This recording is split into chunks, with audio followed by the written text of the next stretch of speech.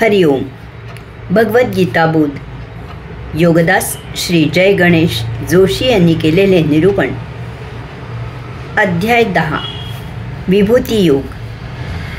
ओम श्री परमात्मने नमः. अथ 10मोऽध्यायः. जय योगेश्वर. परम आत्म्याला नमस्कार. अध्याय 10. श्लोक क्रमांक 26. अश्वत्थः सर्ववृक्षाणां देवर्षीणां च नारदः गंधर्वाणां चित्ररथः सिद्धानां कपिलो मुनिः. सर्व वृक्षांमध्ये मी पिंपळ आहे, देव ऋषींमध्ये मी नारद आहे, गंधर्वांमध्ये मी चित्ररथ आहे, सिद्धांमध्ये मी कपिल मुनी आहे. अश्वत्थ सर्व वृक्षाणां. भगवंत श्री सांगत आहेत की सर्व वृक्षांमध्ये मी पिंपळ आहे. पिंपळाला आयुर्वेदात फार महत्त्व आहे, कारण तो फार औषधी आहे. पिंपळाची ऊर्जा शक्ती महाविलक्षण आहे. तो कोठेही उगवतो आणि वाढतो. त्याचे आयुर्मान शेकडो वर्षे असते. त्याचा प्रचंड विस्तार होतो. तो 100 फुटांहून उंच आणि 30 फुटांहून जास्त घेराचा असतो. त्याच्या फांद्यांना पारंब्या फुटतात आणि त्या जमिनीपर्यंत खाली येऊन मुळांना झाडाला आधार देतात. यात इतकी विलक्षण ऊर्जा शक्ती असते की याच्या खाली ध्यानस्थ बसल्यास आपल्यात ती ऊर्जा प्रवेश करते. एक नव चैतन्य अंगी सळसळते. हा पूर्वापार पूजनीय आहे. त्याच्या बुंध्याशी देवाची स्थापना करतात. हा ध्यानी मुनींना बोधिसत्व देणारा आहे. सर्व झाडे रात्री कार्बन डायऑक्साईड हा विषारी वायू सोडतात. हा वायू सजीवांना हानिकारक असतो. पिंपळ हा एकमेव वृक्ष असा आहे की तो कार्बन डायऑक्साईड हा विषारी वायू सोडत नाही.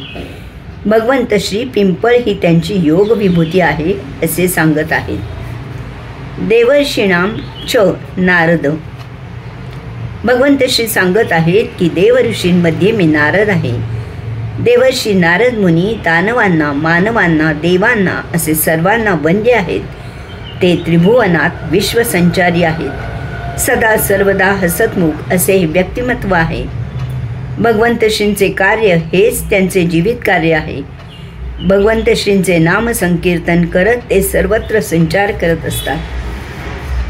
जेथे अकल्याणकारी कृत्य होत असेल तेथे ते त्या कार्यात बिघाड घालतात. त्यामुळे त्यांना कळीचा नारद अशी उपाधी दिली गेली आहे. मानवाला सत्प्रवृत्तीकडे झुकवून त्याला भगवत प्राप्तीचा मार्ग मोकळा करून देण्यासाठी ते नेहमी प्रयत्नशील असतात. वाल्या कोळ्याचा वाल्मिकी ऋषी नारदांमुळेच झाला. हे प्रल्हादाचे गुरु होते. जिज्ञासूंनी माझे नारद भक्तिसूत्राचे पुस्तक जरूर वाचावे. भगवंत श्री देवर्षी नारद मुनी ही त्यांची योग विभूती आहे असे सांगत आहेत. गंधर्वाणां चित्ररथ. भगवंत श्री सांगत आहेत की गंधर्वांमध्ये मी चित्ररथ आहे. स्वर्गात गायन, वादन, नर्तन करणाऱ्यांना गंधर्व असे म्हणतात. यात चित्ररथ गंधर्व हा प्रमुख होता. हा अर्जुनाचा मित्र होता. पांडव वनवासात असताना दुर्योधन पांडवांना त्रास द्यायला, त्यांचा उपहास करायला वनात गेला असताना त्याला मुसक्या बांधून चित्ररथाने जेरबंद केले होते. अर्जुनानेच त्याला सोडविले होते. चित्ररथानेच अर्जुनाला गायन, वादन, नर्तन शिकवले होते. याचा उपयोग अर्जुनाने अज्ञातवासात असताना बृहन्नलेचे रूप घेऊन विराटाच्या अंतःपुरात स्त्रियांना गायन, वादन, नर्तन शिकवण्यासाठी केला होता. भगवंत श्री चित्ररथ गंधर्व ही त्यांची योग विभूती आहे असे सांगत आहेत. सिद्धानां कपिल मुनी. भगवंत श्री सांगत आहेत की सिद्धांमध्ये मी कपिल मुनी आहे.